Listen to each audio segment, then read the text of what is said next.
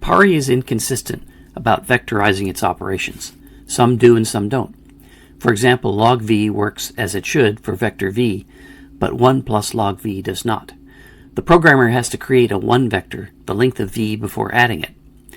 So how do you do it right?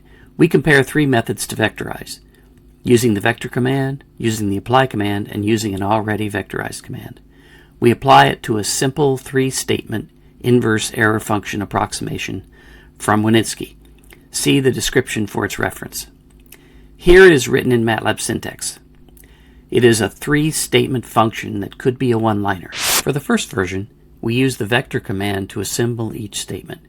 It is straightforward since we needn't be concerned with which commands are vectorized. We simply transcribe the previous code with indices. To test it, does it approximately invert 1 minus the complementary error function that is already in PARI? Well, in fact, yes it does. For the second version, we use apply, which vectorizes an anonymous function as shown. It works for the first 2 lines, but is awkward when applying to multi-input functions, so we revert to the vector command for the last line. This also inverts the complementary error function, 1 minus it, as before. Finally, for the third version, we use the already vectorized commands where possible.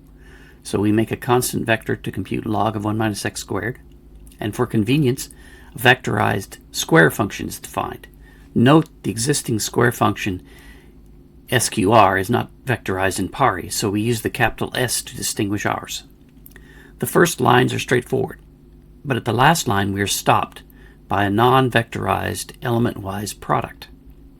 So we declare defeat and use the vector command as before. This also inverts 1 minus the complementary error function.